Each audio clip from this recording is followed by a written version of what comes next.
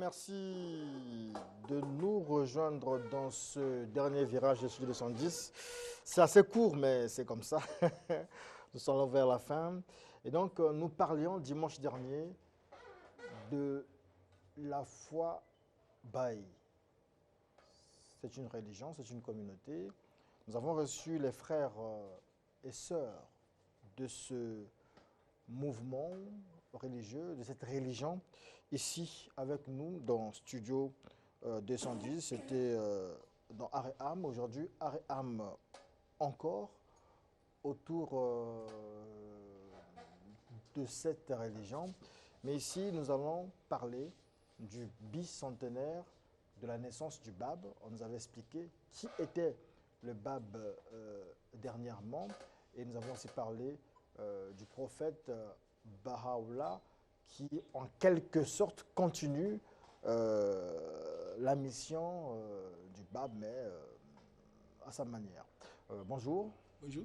Alors, je reçois donc de nouvelles personnes qui représentent ici ce mouvement de la foi Baha'i dans Studio 210. On commence donc par le frère Freud Maténé et Madame Newport, Monsieur Adolphe Moudilou. Monsieur Moudilou. Merci beaucoup. On va suivre pour comprendre un peu qui est le Bab, qui est Baha'u'llah, mais surtout ce qu'est cette religion, les réponses auxquelles cette religion répond. On va suivre ce petit document que vous appelez l'aube de la lumière. Est-ce que vous avez peut-être un mot introductif à dire là-dessus, Oui, sur ce document-là? D'accord, merci d'abord pour l'accueil que vous nous réservez ici, dans ce studio. Le monde Baha'i est en train de célébrer le bicentenaire du Bab. Et c'est ça qui nous amène ici aujourd'hui pour informer le monde en général et le monde Baha'i en particulier que la foi Baha'i c'est une religion mondiale à part entière, comme le christianisme, l'islam, le bouddhisme, etc. Et donc, la religion étant l'instrument que Dieu a mis à la disposition de l'humanité pour être éduquée spirituellement, puisque nous avons d'un côté la science et de l'autre côté la religion. Et la religion est passée par plusieurs étapes. Il y a eu l'étape prophétique, et aujourd'hui nous sommes entrés dans l'étape d'accomplissement. Et donc le Bab a inauguré, ou le Bab a ouvert la porte. Voilà pourquoi aujourd'hui le Bab, en arabe, signifie en français la porte. Et donc, le Bab est le précurseur de Baha'u'llah. Baha'u'llah, c'est la grande manifestation. C'est comme à l'époque du Christ, Jean-Baptiste est d'abord venu pour ouvrir le chemin et le Christ s'est manifesté. Et aujourd'hui, le Bab joue le même rôle. Il a préparé le chemin pour l'avènement de Baha'u'llah. D'accord. Et voilà, c'est ça qui nous amène ici. D'accord. Alors, donc la religion répond à des questions, la religion donne des réponses à des questions. Nous allons suivre ce premier extrait. Excusez-moi. Oui. Un point très important. Le Bab était une manifestation de Dieu à part.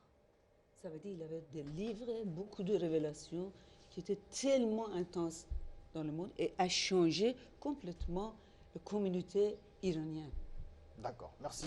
Suivons ce premier extrait.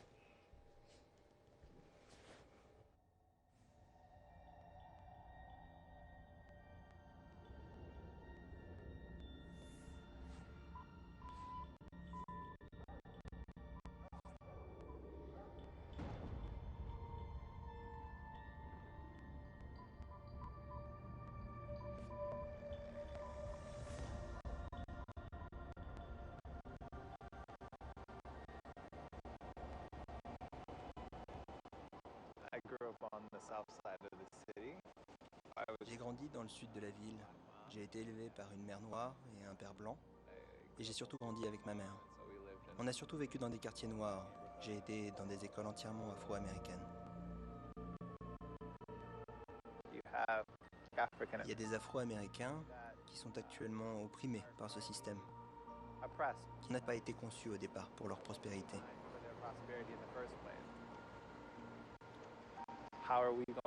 Comment allons-nous résoudre ce problème de préjugés raciaux et d'injustice raciale. Comment allons-nous créer un système qui permette à tout le monde de prospérer spirituellement et matériellement?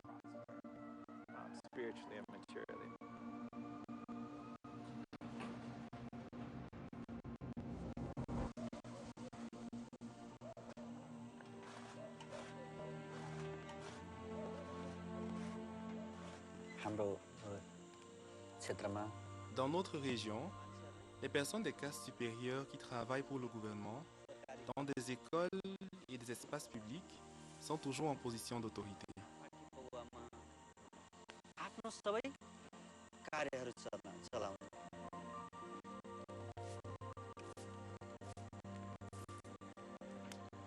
र त्यसले गर्दाखेरि Pour cette raison, les plus riches sont de plus en plus riches et les plus pauvres de plus en plus pauvres. Jun Quand cet écart entre les castes prendra-t-il fin?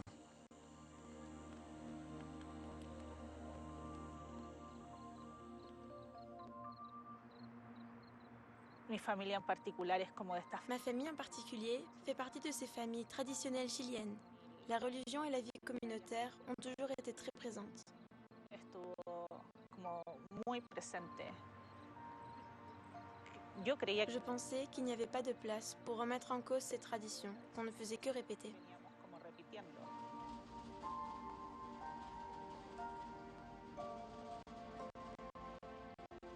De verdad anhelaba Je désirais profondément trouver quelqu'un qui me dise « c'est bien de penser différemment, d'avoir une autre compréhension du monde ». de que tu comprensión sobre el mundo es otra.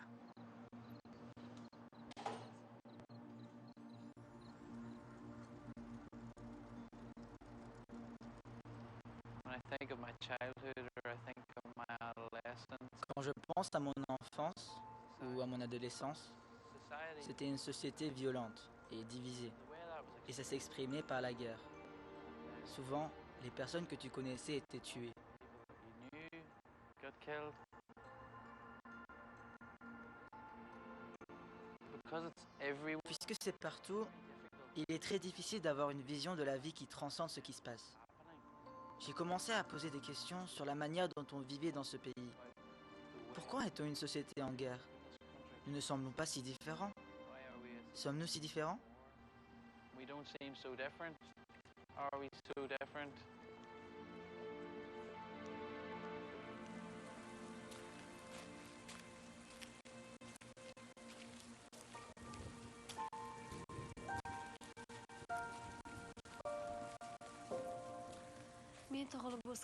La société où je suis née et où j'ai grandi a ses propres traditions qui sont très belles et que j'aime beaucoup. Mais il y a encore cette attitude envers les filles qui les met dans une position inférieure aux garçons.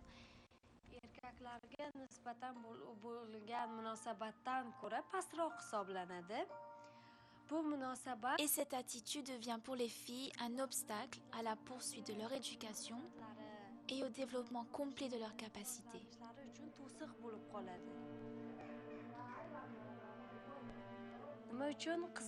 Pourquoi on ne donne pas les mêmes opportunités aux filles? Les femmes ne sont pas aussi créées par Dieu?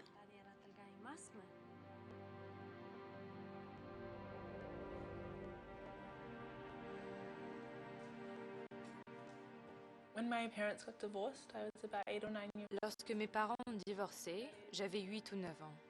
À cet âge, tu ne comprends pas vraiment les implications à long terme.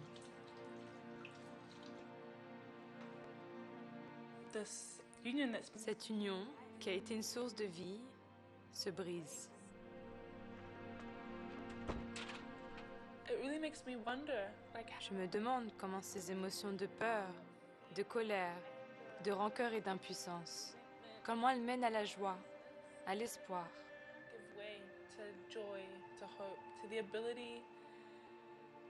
À cette capacité à reconstruire l'unité dans sa famille.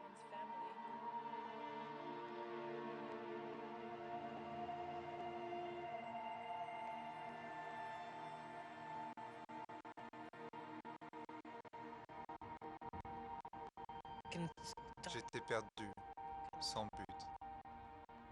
J'étais une personne sans aucun rêve, une personne sans aucune identité. Une des choses les plus difficiles pour un être humain est de quitter son pays, quitter sa maison, quitter sa famille.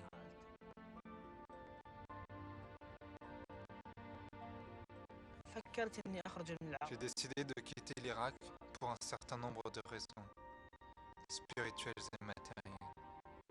La plupart du temps, nous débattions pour prouver que mon opinion est meilleure que la tienne. Ma religion est meilleure que la tienne, et ma race est meilleure que la tienne.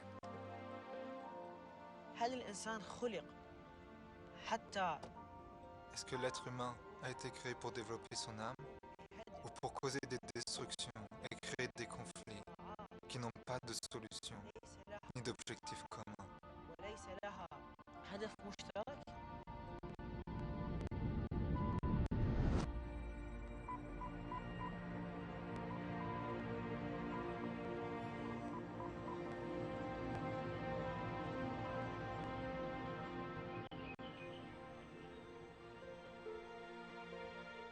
Nous revenons donc sur ce plateau et donc je retiens dans ce premier extrait que nous avons suivi des problèmes posés sur l'inégalité des genres, des races, des classes, mais aussi on fait état des problèmes très actuels dans l'humanité, les guerres, la haine, l'intolérance, les questions sociales, donc l'unité familiale parfois qui se brise.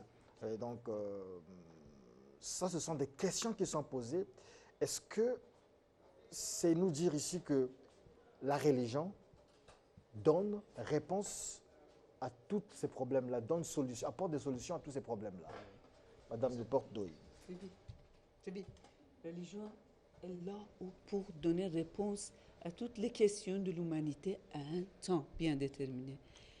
La religion de Jésus était pour 2000 ans en avant et était pour résoudre les problèmes du monde de ce temps. Mais maintenant, l'homme a déjà passé de cette chose. À ce moment-là, la femme n'avait pas le droit de parler devant les hommes. Mais maintenant, ça, ce n'est pas le problème. Parce que dans le passé, force physique qui était droit, qui donnait des droits. Maintenant, force intellectuelle et force spirituelle qui donnent.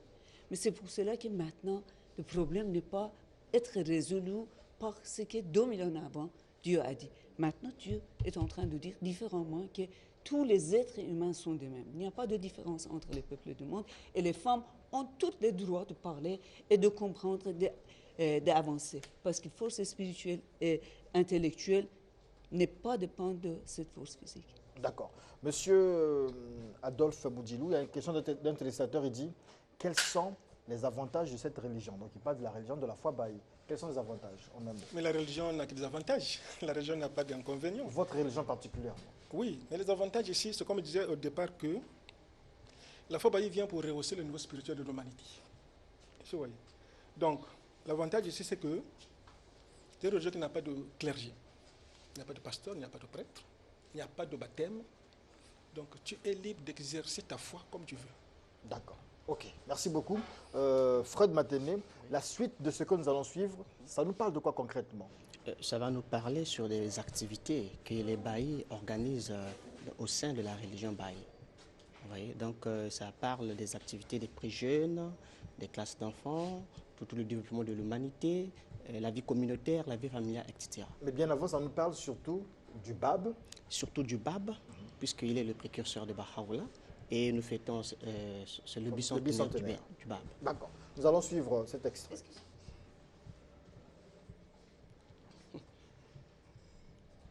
Oui. Dans chaque âge, quand les manifestations de Dieu viennent... On ne vous écoute pas, allez-y. Okay. Dans chaque âge, quand une manifestation de Dieu vient, il donne une énergie extraordinaire. Et une énergie pour changer le monde. Ce n'est pas garder le monde de même. Alors cette énergie développe plus en plus. Le Bab, quand il est venu, il a donné énergie. Et ici, nous avons extraordinaire énergie parce qu'il y a deux manifestations de Dieu qui sont venues pour l'humanité d'aujourd'hui, qui sont déjà développé énormément maintenant. Nous voyons, la science nous a emmenés tellement avancés et on a besoin de cette religion pour avancer l'humanité parce que l'âme de l'homme doit être nourrie par les paroles de Dieu et intellect par la science. Et ces On deux va suivre le doivent film marcher. parce que le temps aussi est en train de compter. Suivant, c'est dans le deuxième extrait. Mausolée du Bab. Il est né il y a 200 ans. Aujourd'hui, cet endroit déborde de joie et de lumière. Mais au moment où il est né, le monde était plongé dans l'obscurité et de l'oppression pour de nombreuses personnes. Shiraz en Perse. Le jeune Bab est un garçon exceptionnel. Son maître, stupéfait, le renvoie chez lui, disant qu'il ne peut rien enseigner à cet élève doué. Alors que les autres enfants jouent, le Bab préfère prier et méditer seul. Alors qu'il grandit et devient un jeune marchand, il est admiré pour sa piété, sa douceur et son sens de la justice. La vie des gens à travers la Perse sera, avec le temps, transformée par sa présence parmi eux.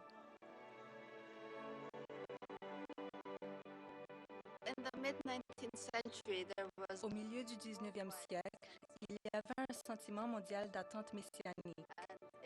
Et en Iran, il y avait un jeune homme appelé Mullah Hussein qui n'avait pas seulement ressenti cette attente, mais était convaincu que le promis dont il était à la recherche était déjà dans le monde et que c'était sa mission de le rechercher et de le trouver. Un soir de printemps en 1844. Mullah Hussein, un jeune érudit et chercheur de vérité, est en quête du promis. Après de nombreuses semaines de prières et de jeûnes, Mullah Hussein se sent attiré, comme par un aimant, vers la ville de Shiraz, renommée pour le parfum de ses roses et le chant de ses rossignols.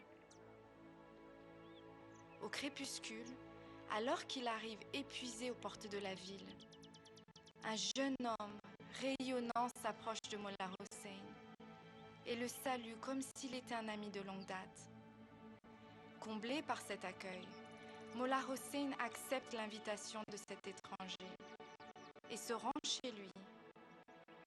Durant cette mémorable nuit, a lieu une conversation qui changera la vie de Mullah Hussein et tout le cours de l'histoire de l'humanité.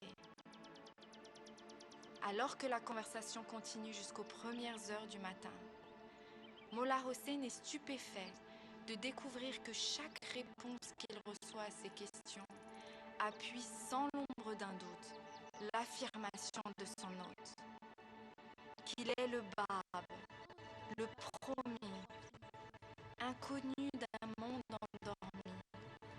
Le jour promis par Dieu s'est levé.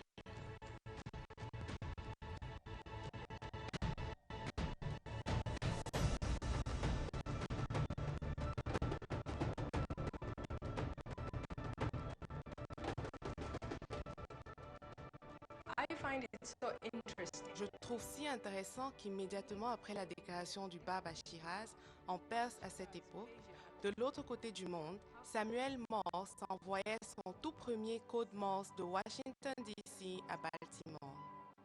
Washington DC to Baltimore. Mai 1844. Pour la première fois dans l'histoire de l'humanité, un message est envoyé instantanément d'une ville à l'autre. Le message, qu'est-ce que Dieu a fait? Et d'une certaine manière, c'est comme si deux moyens de communication ont été donnés en même temps à l'humanité. La déclaration du Bab a ouvert la voie pour que l'humanité soit unie dans un sens spirituel, mais les avancées dans les télécommunications depuis le premier code Morse ont engendré un progrès sans précédent de la science et de la technologie qui ont uni l'humanité.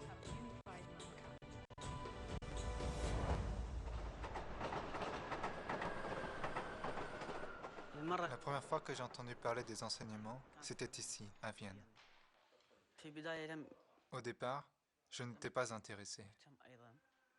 Et j'ai réagi avec sarcasme. Je ne croyais pas qu'une telle chose pouvait exister. C'est impossible qu'il y ait une nouvelle religion. Donc, j'ai décidé de mener ma propre recherche et de ne pas écouter les autres, mais seulement mon cœur. Chacun de mes pas était accompagné par la peur. Je me suis alors demandé, aurait-on autant de chance? Est-ce que j'ai autant de chance que Dieu ne nous ait pas abandonnés, ni nous, ni l'humanité? Il nous ait envoyé un nouveau messager. Et ça, durant ma vie?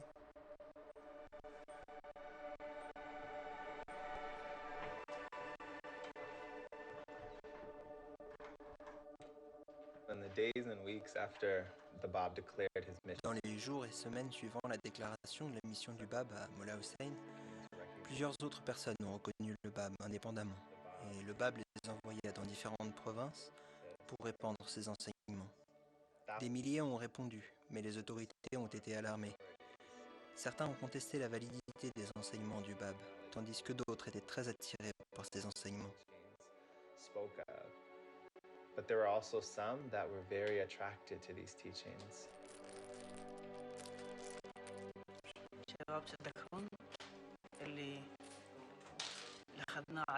Vous vous rappelez de cette histoire qu'on a lue sur Vahid? Lorsque le Shah a entendu parler du mouvement Babi et qu'une personne enseignait les gens dans sa ville à Shiraz,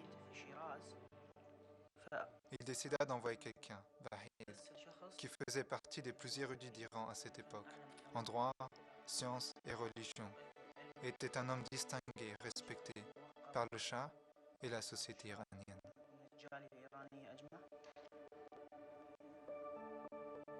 Missionné par le Shah pour enquêter sur les revendications du Bab, le fier et accompli Vahid se trouve complètement impuissant face à la sagesse du Bab.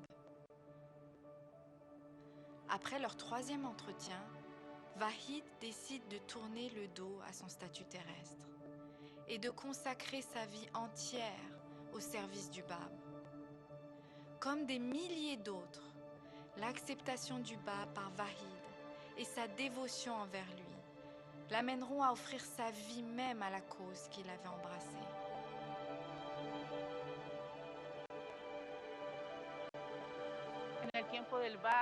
Au temps du Bab, le clergé essayait de dominer le peuple à travers des traditions et des dogmes qu'on répétait encore et encore sans comprendre pourquoi.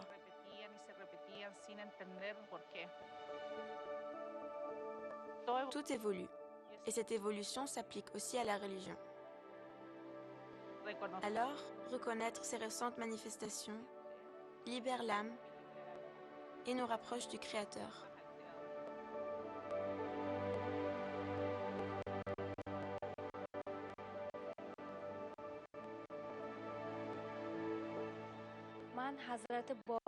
Quand j'ai entendu parler du Bab, j'ai aussi découvert l'histoire de Tahiré et ça m'a profondément touchée. Tahiré était une femme éduquée à une époque où les filles n'apprenaient ni à lire ni à écrire. Tahiré a été la première femme à accepter les enseignements du Bab.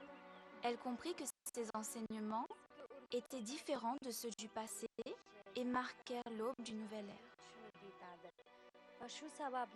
Et pour cette raison, un jour, elle est entrée dans une réunion d'hommes avec son visage découvert, sans voile. Cette action a causé un choc total pour les hommes dans cette réunion.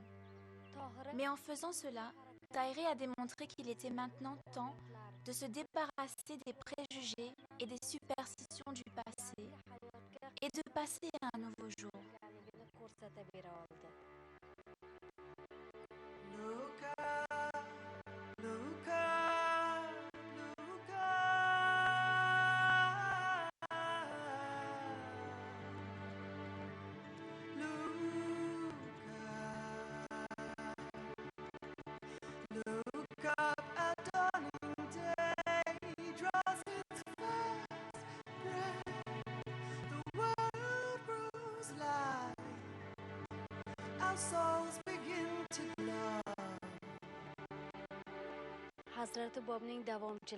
Des milliers de disciples du Bab ont été arrêtés et tués.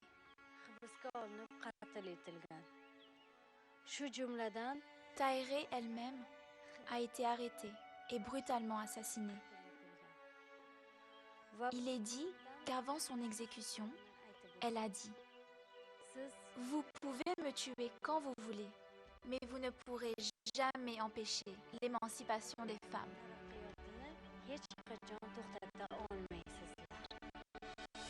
Warring wives be banished from the world. Let justice everywhere its carpets throw. For friendship ancient, hatred's record. So may love grow from the seed of love we sow.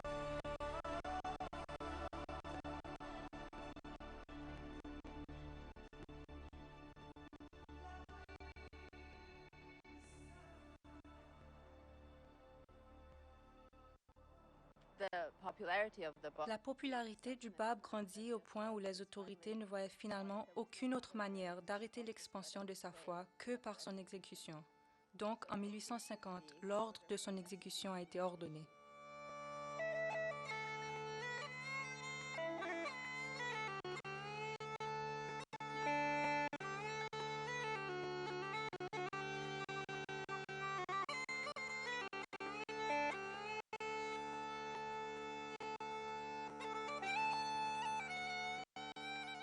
When the Bab addresses the crowd, Lorsque le Bab adresse la foule dans la cour de la caserne à Tabriz, à ce régiment qui a reçu cette terrible mission de mettre à mort un des messagers de Dieu, je pense que c'est très émouvant parce que le Bab est avec ce jeune disciple à ses côtés, Anis, qui voulait donner tout son être.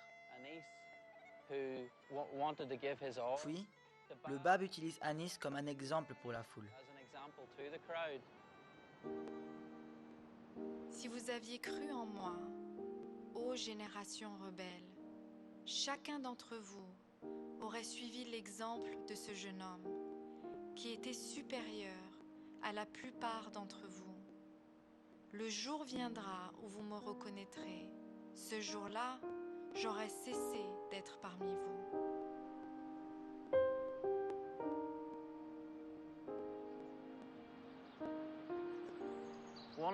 Je pense qu'un des éléments par lequel le cœur est attiré par rapport au martyr du Bab, c'est cette idée de sacrifice.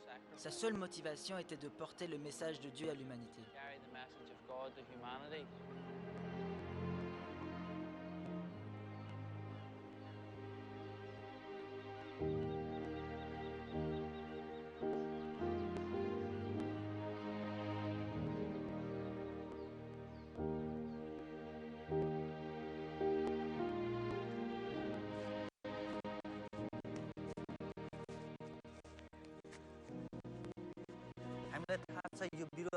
Au début, cette plante était une petite graine.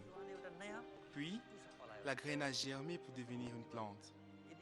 Tout comme la graine, si le Bab ne s'était pas sacrifié, nous n'aurions pas connu Baha'u'llah.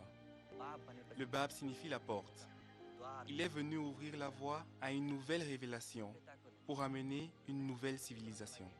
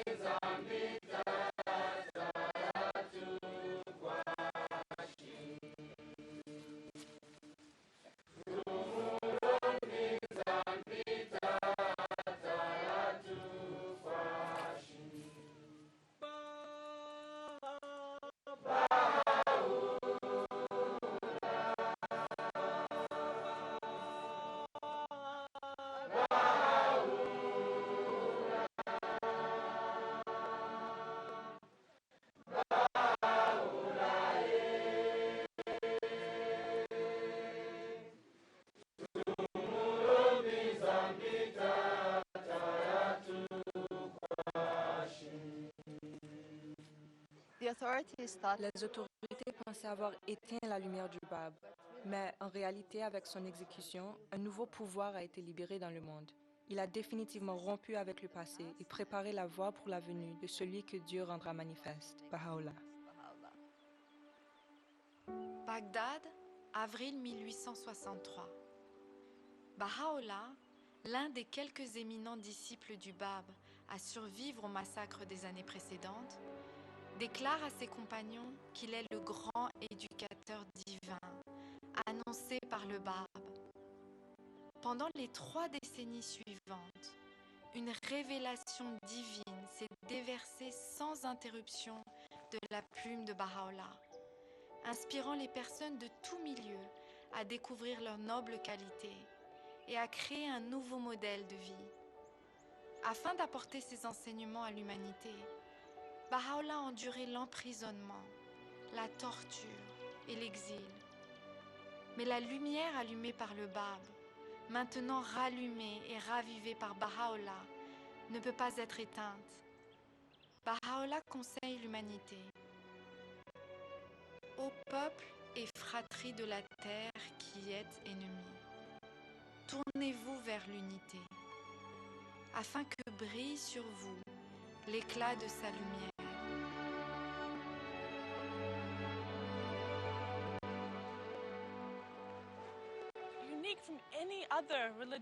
Cette dispensation est unique par rapport à toute autre dispensation religieuse dans l'histoire, parce que 2 manifestations de Dieu se sont succédées de très près. Et d'une certaine manière, la mission du Bab était de préparer l'humanité pour la splendeur, la lumière de la révélation de Baha'u'llah.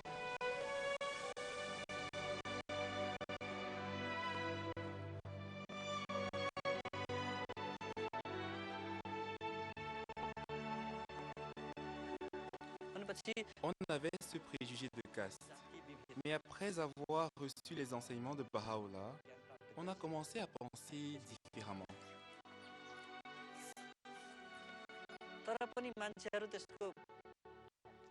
Mais alors, les gens nous ont harcelés. Ils disaient « Oh, ils vont manger chez la caste intouchable. Il a dormi chez un forgeron. » Beaucoup de personnes me disaient et faisaient des accusations différentes. On a vécu l'humiliation sociale.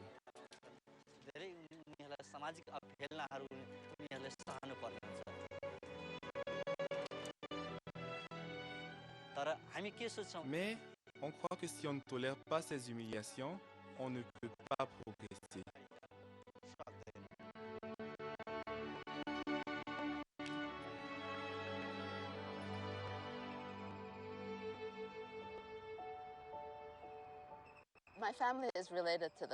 Ma famille a un lien de parenté avec le Bab. L'oncle du Bab était mon arrière-arrière-arrière-grand-père. Mais des millions de personnes dans le monde ont une connexion spirituelle avec le Bab. En réalité, tout le monde, toute l'humanité a une connexion spirituelle avec le Bab et Baha'u'llah. Ils sont venus pour rassembler tout le monde en une seule famille.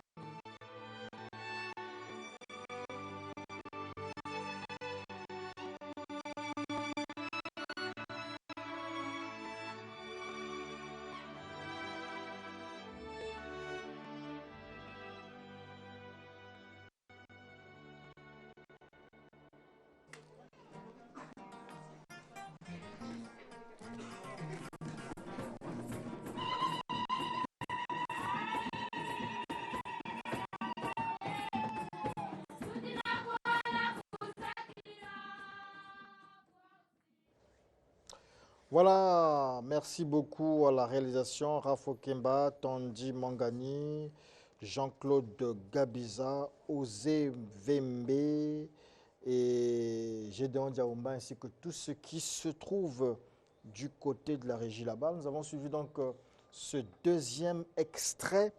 Je retiens de cette vidéo-là, de ce document, que la religion, notamment la foi bahaï, nous ouvre, nous amène dans une nouvelle civilisation via Baha'u'llah, le prophète Baha'u'llah. L'objectif même de la foi bahaï, c'est de rassembler le monde en une seule famille. J'ai aussi suivi, là, je vous ai même demandé pendant qu'on suivait, est-ce que ce sont des chrétiens qui chantent ces zambiens-là? Mais à la fois, on se demande, est-ce que la foi bahaï, c'est un mélange de l'islam, du christianisme, du judaïsme, de toutes ces religions-là? La réponse à qui veut la donner. La foi bahaï, dans la foi bahaï, nous avons la diversité de l'humanité. Tout le monde est libre de prier dans la foi bahaï. Que tu sois chrétien, bouddhiste ou musulman, tu es libre. Est-ce que vous voyez?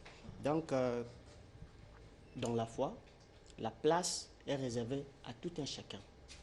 Que tu sois jaune, noir, rouge, tout le monde est là.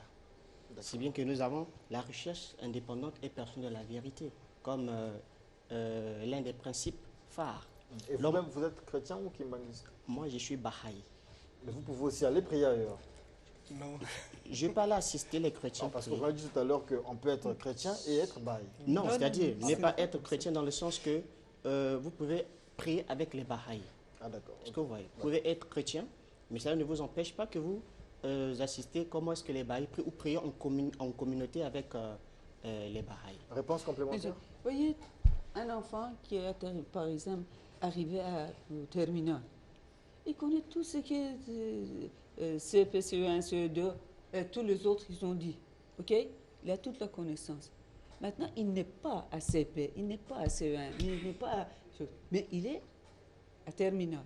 Ça veut dire qu'il connaît beaucoup de choses. Ça veut dire qu'il aime tous ses enseignants, qu'il les a aidés, mais entre-temps, il est à terminal. Il a d'autres choses à apprendre, beaucoup plus grandes. Avancé. D'accord. Oui, un complément à ce sujet? Oui, c'est-à-dire que les Bahis, c'est des gens d'origine de plusieurs religions. Moi, par exemple, j'étais chrétien. Vous étiez chrétien? J'étais chrétien. Vous n'êtes plus chrétien? Non, je ne suis plus chrétien parce qu'on on ne vous peut pas suivre deux livres à la fois. Okay, d'accord. Donc, je me suis fixé un chemin et j'ai compris, j'ai aimé la foi Baha'i par rapport à la révélation progressive, par rapport au message qui est adapté ou qui est destiné à l'humanité d'aujourd'hui. Et voilà pourquoi j'ai accepté d'être Baha'i. Donc, les Bahis sont d'origine. Tu trouveras ceux qui étaient musulmans qui sont là, ceux qui étaient bouddhistes qui sont là, ceux qui étaient, hindouistes, ceux qui étaient chrétiens, Gunza, tout ce monde. Ce n'est pas endoctriné, ce n'est pas développé. Ça, c'est un développement. C'est un progrès. En fait, c'est le stade de la maturité. C'est une nouvelle étape.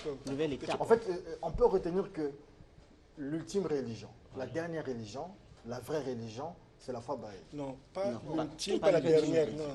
L'humanité ne va pas s'arrêter. Il ne va pas s'arrêter à ce stade. L'humanité ne s'arrêtera pas. Peut-être 1000 ans après, les données vont changer. Non, moi, je crois que nous sommes au temps de la fin, non? Nous sommes au temps de la fin. Bon, le temps de la fin, parce qu'on a quitté l'étape prophétique et nous sommes passés à l'âge de l'accomplissement. Ah, d'accord. Donc, un temps, l'âge de prophétique a pris fin. Donc, le temps de la fin. Maintenant, nous sommes entrés dans une nouvelle ère, l'ère Baha'i, la dispensation Baha'i. Voilà, donc c'est une nouvelle étape. En réalité, tout le monde devrait être Baha'i. En principe, si tout le monde comprenait. En fait, donc, si vous m'avez compris, la vraie religion, c'est la foi Baha'i. Si je fais dans votre la religion actuelle, oui. La religion actuelle. D'accord. La religion qui peut résoudre les problèmes d'aujourd'hui et de l'avenir, c'est la foi Baha'i. Parce que c'est même Dieu qui a envoyé. Dieu, maintenant, dit différentes choses que quand il y avait l'homme 2000 ans avant, 3000 ans avant. Par exemple, Jésus a parlé d'accepter l'esclavagisme. Est-ce qu'aujourd'hui, il y a des manières de faire ça? D'accord. Obéir à ça? Il y a des questions de téléspectateurs. On a suivi le film ici, mais à la cité aussi, le peuple de Studio 210 a visionné, a regardé ces deux extraits. Et donc, il y a des questions. Vous allez répondre certainement à ces questions-là. Oui. Pourquoi croire à Baha'u'llah pendant que le destin de la vie est la mort? C'est une question de Ben Rocher. Okay. Oui, allez-y, donnez la réponse. Pourquoi croire à la foi Baha'i? Parce que le destin de la vie est la mort. C'est-à-dire que les gens vivent pour mourir eux-mêmes, mais pourquoi croire à Baha'u'llah? Puisqu'il va changer quoi? Puisqu'il ne va pas ressusciter les gens, il ne va pas donner la vie éternelle aux gens. Mais d'abord, pourquoi l'homme a été créé?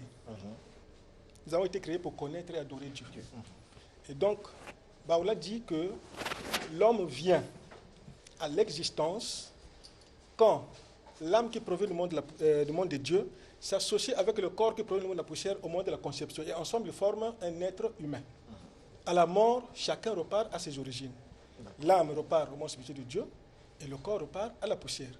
Maintenant, c'est pendant cette vie terrestre, parce que quand déjà dans le ventre.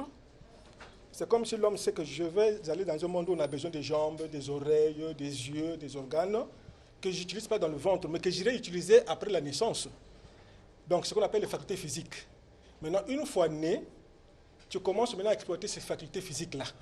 Mais on a dit que dans ce monde, le corps n'est que le support de l'âme, n'est que le serviteur de l'âme. Ici, on vient pour acquérir les vertus. C'est pourquoi on a dit que la vie en ce monde est semblable à la vie d'un enfant dans le sein de sa mère.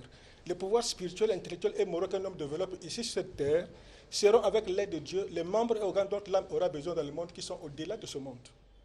Ce monde, nous sommes en passage. Mais nous, ici, nous sommes pour apprendre, pour qu'une fois on a acquis ces vertus-là, qu'on aille vivre, qu'on aille mener une vie agréable dans l'autre monde quand nous quittons ce monde. La mort est inévitable. C'est Dieu qui a fait comme ça. D'accord. OK. Oui. Un complément. Je voulais dire que l'homme, dans son identité, a deux aspects, c'est-à-dire le corps et l'âme. Le corps, nous nourrissons le corps avec ce qui retourne de la terre. Le savoir se retourne de la terre. Mais l'âme, avec quoi nous nourrissons notre âme?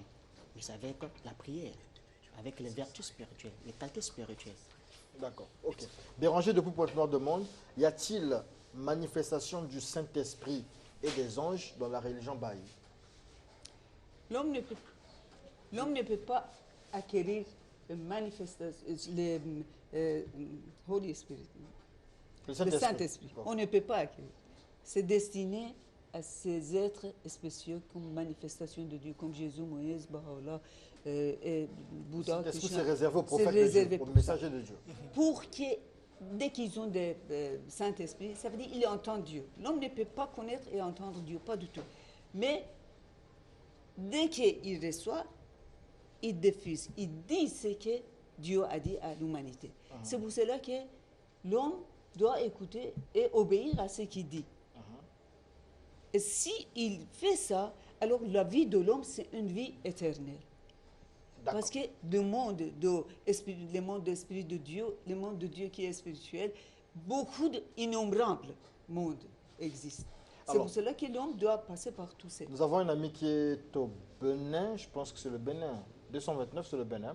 Et donc Thomas Milandou, voilà, Thomas Milandou depuis Cotonou au Bénin, qui pose une question qui ressemble un peu à celle que Béranger, une fois de plus, nous pose depuis Pointe-Noire. Il dit, l'Afrique connaît des envoûtements de tout genre par des sorciers. Comment se protéger de celle-ci dans la religion Baha'i? Parce que si les gens ils ont peur de la sorcellerie, alors ils se disent, est-ce que si on va dans la foi Baha'i, on peut se protéger? Est-ce que là-bas, Baha'u'llah aussi, il guérit, il protège, etc. Oui, la réponse à qui? Je réponds. Oui, okay. Qui a plus de pouvoir, Dieu ou sorcier? Tout le monde dit Dieu. Mais si Dieu ne veut pas que je meure, n'importe quoi le sorcier va faire avec moi, je ne vais pas mourir. Dieu va gagner. Mais on doit croire, on doit avoir toute croyance à Dieu qui nous a créés, qui est avec nous, qui nous protège. Il y a beaucoup de prières pour la protection. Si vraiment les gens ils ont peur de ce genre de choses, ils peuvent recueillir la prière de Baha'u'llah et vous allez lire, vous allez voir comment l'homme sent il est protégé. Vous avez une prière assez forte qu'on appelle tablette de feu. Tablette de feu, tablette de mad, ouais, moi je tablette de visitation, tout ça. Voilà. Et donc quand vous lisez la tablette de feu, vous êtes protégé. Il n'y a pas que la tablette de feu. L'avantage que nous avons dans la foi Baha'i, c'est que Allah a révélé les prières pour toutes les circonstances. Prière matin, soir, protection, guérison, prière pour les morts, pour les enfants. Et quand vous faites ces prières-là, vous avez la foi, vous n'avez plus peur de ces choses-là. Donc vous êtes au-dessus, vous êtes connecté avec Dieu et Dieu vous protège. Dieu suit vos pas. Par la prière, bien sûr. L'unique moyen pour pouvoir pallier à tout cela, il faut d'abord avoir la croyance de Dieu. Accepter d'abord que le Créateur c'est Dieu et puis prier. Parce que l'arme fatale de notre âme, c'est la prière. La prière. Ah, vous parlez bien. Moi, je peux comprendre que Madame Doyin Newport dise ça, oui. Et vous connaissez les sorciers au village? Vous connaissez la réalité des sorciers, des envoûtements? Allez-y. Étant Baha'i, on a compris un certain nombre de choses parce que la foi, c'est une dimension spirituelle. Ah, d'accord. Est-ce que vous voyez? Ballon nous dit, il ne faut pas s'attarder sur ces choses-là. Vous êtes avec moi, vous êtes avec Dieu, croyez en moi, et la foi, ces choses ne pourront jamais se manifester en vous, ne pourront jamais vous atteindre. Excusez-moi, voyez pourquoi l'Afrique est restée un peu dans la civilisation? À cause de cette croyance. Dans les temps, vous savez, en Europe, qu'est-ce qui s'est passé avec ces pensées de sorcellerie et tout ça? Et voilà, qu'est-ce que l'homme... On faisait beaucoup de mal aux femmes surtout. Qu'ils sont sorciers. 30 000 femmes étaient dans un an seulement, étaient brûlées parce qu'on pensait qu'ils ont des sorciers. Mais maintenant que la science a évolué, tel qu'il tombe, maintenant il est mort parce que son cœur, à cause de problèmes physiques, ce n'est pas voilà, quelqu'un qui a fait quelque chose. D'accord. Question encore, c'est un téléspectateur, mais le message est anonyme. Dans la foi baïe, l'enfer et le paradis, est-ce que cela existe? Bon, et le Christ est-il au centre de leur message? Vous pouvez revenir sur ça, c'est vrai que ça a été déjà dit, sur le Christ, mais surtout, conception de l'enfer et du paradis. Dans la foi baïe. Voyez, je me rappelle quelqu'un qui demandait ça. Il dit, moi je demande à lui, où est le ciel? Il dit, ça en haut. Très bien. Alors on a parlé, où est l'enfer? En bas, c'est très chaud, ça c'est cela. Ok. Maintenant, où est Dieu? Dieu est partout. Alors, est-ce que Dieu est dans l'enfer? L'autre, vous ne savez rien de Dieu. Voilà, il n'a pas de sens que Dieu est partout, il n'est pas dans l'enfer. L'enfer est le ciel. Le ciel, être proche de Dieu et obéir à ce qu'il dit. Et l'enfer est être loin de Dieu, ne pas croire. Et l'homme fait de mal à lui-même quand il ne croit pas. Regarde maintenant, il y a beaucoup de sida dans le monde. Pourquoi? Parce que Dieu a dit, mariez-vous. Mais c'est dans le mariage. Mais ils ne font pas ça. Alors c'est quoi? Alors on dit non, les sorciers qui avaient fait ça et ça et ça. D'accord. Ok. Oui, parce qu'il avait dit que est-ce que c'est le Christ qui est au centre de notre enseignement? Non, c'est Baha'u'llah qui est au centre de l'enseignement baï. Voilà. Donc, la foi baï a pour prophète, pour envoyer de Dieu, manifester Dieu, Baha'u'llah. On peut aussi comprendre la question autrement. Oui. Quelle est la place du Christ dans les enseignements baï? La religion, comme je disais, c'est une école. Et dans cette école-là, les enseignants sont les prophètes. Et donc, pour les baïs, Baha'u'llah est le nouveau Christ. Parce que le Christ avait dit que... C'est celui qu'on attendait, oui, ce qu'on attend. Parce que le Christ a dit que je reviendrai dans la gloire du Père. Et Baha'u'llah signifie la gloire du Père, la gloire de Dieu. Et donc, c'est cette promesse qui s'est réalisée. Donc, Baha'u'llah est le nouveau Christ, qui est revenu avec le nouveau message. Je me mets à la place de celui qui pose la question parce que les gens, ils sont perdus. Oui, bien parce sûr. qu'on leur dit quoi? On leur dit que le Jésus qui doit revenir, c'est William Marion Branham. Le Jésus qui doit revenir, c'est Baha'u'llah. Le Jésus qui doit revenir, c'est Ahmed Goulam des Ahmadiyya. Le Jésus qui doit revenir, c'est... En fait, les gens sont perdus aujourd'hui. Essayez de faire des recherches. Il faut aller faire des recherches là où on leur parle. Et ils viennent faire les recherches à la fois baïe. Est-ce que vous voyez? Donc, il y a une promesse que Dieu avait faite depuis de longues dates dans les anciennes Écritures. Baha'u'llah a révélé plus de 100 livres en prison. 40 ans, il était emprisonné et il a révélé. Maintenant, ces gens-là, voyez, il y a beaucoup de prophètes. Jésus a dit il y aura beaucoup de faux prophètes qui viendront à un moment. On lui a demandé comment on peut le connaître, l'œuvre. Il dit on connaît l'arbre par ses fruits. Fruits de Jésus, c'était quoi? Soyez unis comme les doigts d'une seule main et aimez-vous les uns les autres. Mais maintenant, vous imaginez toutes ces églises. Est-ce qu'ils aiment les uns les autres? Okay. Est-ce qu'ils sont unis? Ils ne sont pas unis. Mais maintenant, Baha'u'llah est venu. Baha'u'llah a parlé de l'unité de genre humain. Et il dit l'unité dans la diversité. N'importe quoi que vous voulez, être ça. Mais on est unis. D'accord. Oui. Vous voulez ajouter quelque chose? Ah d'accord. Alors, moi, j'aimerais éclaircir une question qu'on a posée sur le paradis et l'enfer. Oui. Pour bien éclaircir notre téléspectateur, le paradis ou l'enfer, c'est un état d'esprit, selon Baha'u'llah. Et c'est comme je disais que Baha'u'llah dit que même étant sur cette terre-là, l'homme peut être au paradis ou en enfer, selon qu'il est dans les enseignements de Dieu ou selon qui n'est pas des enseignements de Dieu. Quand tu es dans les enseignements de Dieu, tu es proche de Dieu. Et quand tu abandonnes les enseignements de Dieu, tu es éloigné de Dieu. Et pareil quand on quitte ce monde. C'est pourquoi je dis que les pouvoirs spirituels, intellectuels et moraux qu'un homme développe sur cette terre seront avec l'aide de Dieu les membres et organes dont l'âme aura besoin dans le monde qui sont au-delà de ce monde.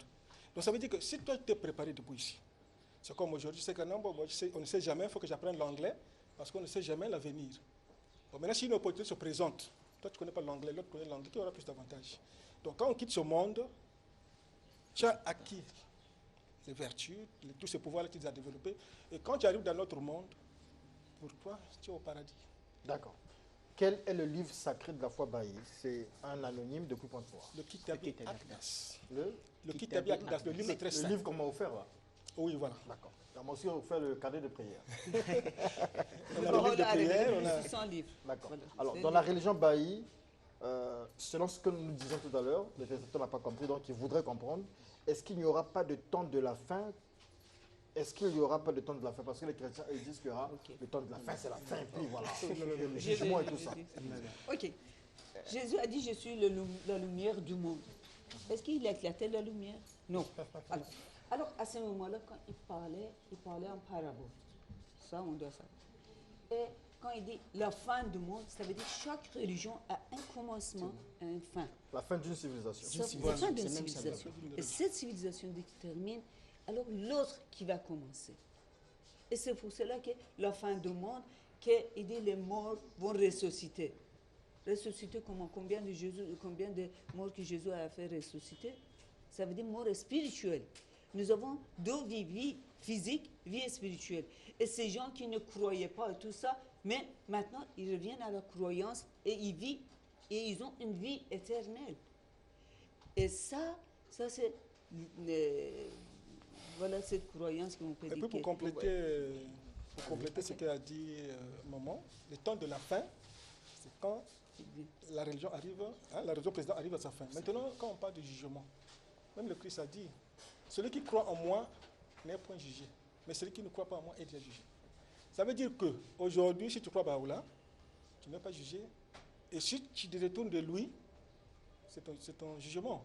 Et Bahá'u'lláh dit que celui qui se détourne de moi, c'est aussi détourné de messager de passé et a fait preuve d'orgueil envers Dieu de toute éternité en toute éternité. Bahá'u'lláh, c'est un musulman avant. Il est né dans une famille musulmane, bien sûr. Donc il était musulman.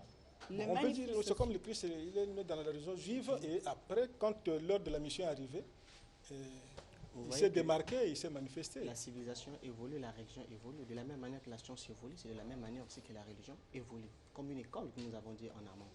La religion évolue. Oui. Okay. Parce qu'en fait, quand vous dites ça, le chrétien, lui qui l'écoute, il dit, ah, mais Jésus nous a dit que la parole reste la même hier, aujourd'hui, éternellement. Et lorsque vous dites ça évolue, ça embrouille les chrétiens. Ça n'embrouille pas. Peut-être que c'est juste les concepts que certaines personnes ne comprennent pas. Ce sont les concepts. Non, regarde. Moïse a dit, voilà, dans vos temps, œil peureux. Ok, ça doit rester pour toute l'éternité. Pourquoi Jésus a changé? Ce n'est pas que Dieu qui a changé lui-même. Et quand il dit jusqu'à la fin de cette période, jusqu'à la fin de cette religion. D'accord. Alors, il lui reste 2 minutes ici, je vois. J'ai quand même une question sur Tahiri, la première femme qui a accepté les enseignements du Bab. On en a parlé là. On dit qu'elle a été arrêtée, brutalement aussi assassinée. Alors, la question que je pose, quelle est la place, il ne reste qu'1 minute, quelle est la place de la femme dans les enseignements Baha'i, dans la religion Baha'i? L'égalité entre la femme, parce que on a dit que par le passé, le monde a été gouverné par la force. Et l'homme, à raison de ses qualités énergétiques, a dominé la femme. Or, tant du corps déjà, la force perd son poids. Les qualités spirituelles, la vivacité d'esprit, l'intuition, en quoi la femme excelle, prennent l'ascendant. Le nouveau monde sera un monde moins dominé uniquement ou plus pénétré des idéaux féminins, ou encore un monde où les éléments féminins et masculins seront mieux équilibrés. Et bien, on l'a dit que c'est seulement quand la femme va participer dans toutes les branches de l'activité humaine que la guerre cessera, car c'est elle qui sera le premier obstacle de la guerre. Et l'humanité est comme un oiseau. Là, nous avons l'aile mâle, là, nous avons l'aile femelle. Tant que les 2 ailes ne fonctionnent pas bien, l'humanité ne peut pas. Le vol est ralenti. Voilà pourquoi aujourd'hui on parle encore de guerres, de conflits et tout ça. C'est parce que la femme n'a pas encore pris la place dans la société comme l'homme. Voilà. D'accord. Alors, il y a un téléspectateur qui voulait, parce qu'on a un public ici généralement, il voulait vous poser une question. On peut vous laisser vous poser la question? Oui. D'accord. Rapidement, posez votre question. Il ne reste qu'une minute, vraiment, il faut faire rapidement, allez-y. C'est Ben Rocher. Allez-y, posez votre question. En fait, ma question est celle-ci. Quand je vous ai suivi parler de l'offrande de l'Afrique concernant la religion, je me pose aussi la question de savoir pourquoi vous, les Occidentaux ou les Asiatiques, ne croient pas au Dieu africain. Il n'y a que nous qui pouvons croire au vos dieux. Ce n'est pas le départ de notre frein aussi. Vous savez qu'est-ce que Baha'u'llah a dit? Baha'u'llah a dit il y avait beaucoup de civilisations. Et nous savons qui étaient perdus. Mais l'avenir, il dit l'avenir va découvrir. Et nous savons que l'Afrique était berceau de l'humanité, n'est-ce pas? Ça, on connaît. Il y avait beaucoup de prophètes qui étaient ici. Que maintenant, leur parole et vérité qui était devenue quelque chose comme matériel. Comme maintenant, sorcellerie, ce genre de choses qui est restant de ces religions. Mais c'est comme maintenant. Voilà ce que maintenant, dans les églises et tout ça, ils sont en train de faire. C'est l'esprit de Jésus, qui était esprit de l'unité, esprit d'amour et tout ça, c'est perdu.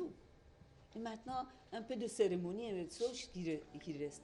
Et c'est pour cela qu'une religion, quand il termine son temps, ça reste quoi? Donc, ça veut dire que vous croyez aux prophètes africains, bien sûr, mais le temps est passé. Non, voilà. Bien sûr, il y avait des grands prophètes ici. Et parce que les noms de Zambé ou je ne sais pas quoi, Zambie et tout ça, et ça, ce n'est pas les Européens qui ont amené ici. Ça existait, les croyances en Dieu, ça existait, mais maintenant, maintenant c'est Baha'u'llah. Baha'u'llah a emmené le message. Le Saint-Esprit qui est la vérité de tout. Saint-Esprit, la vérité de Jésus, Moïse, Abraham, tout ça, ils étaient Saint-Esprit. Maintenant, c'est Saint-Esprit comme le soleil. Chaque jour vient.